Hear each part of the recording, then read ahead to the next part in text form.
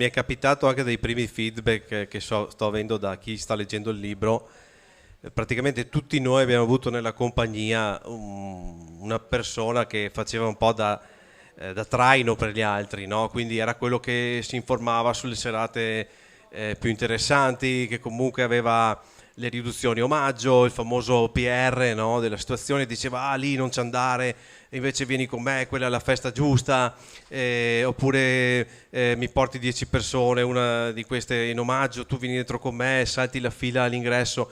E questo è un po' turbo, no? Questa persona che è veramente uno che sta un po' al centro, gli piace un po' stare al centro dell'attenzione, anche se in realtà, come scrivo sul libro, nasconde un po' di timidezza, di insicurezza in sé, no?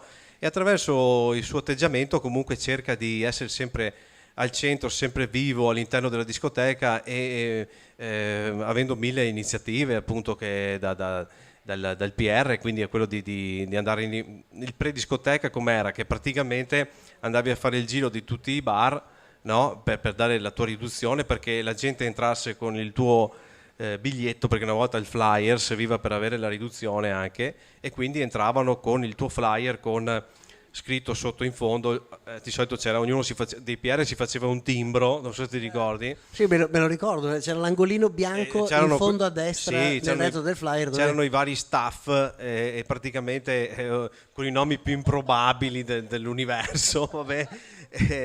Altro che Notte Suprema, vabbè. E comunque c'era questi nomi un po' strani, tipo adesso non mi ricordo. Guarda, ti dico il mio staff come si chiamava?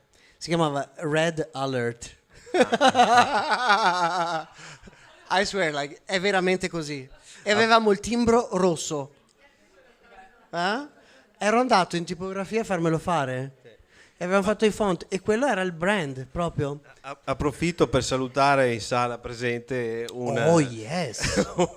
uno di questi PR storici. Ne abbiamo diversi in Sì, audience questa sera, sì, di sì. diversi PR. Tu vai col primo e forse il saluto secondo. Saluto Francesco dello staff produzione nostra, no? Che tra l'altro dove è andato che non lo made vedo?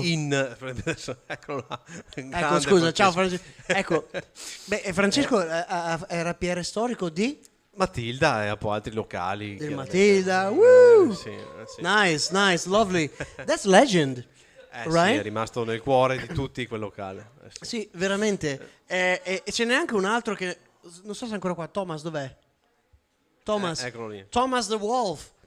Questo ragazzo qui ha fatto dei progetti di musica nel nostro nord-est come pochi, anzi forse l'unico, che è leggendario. Non solo ha portato un'area, diciamo una luce diversa alla musica techno nel nord-est, ma soprattutto ha portato degli ospiti globali a livello locale. Quindi head tip also to Thomas, well done.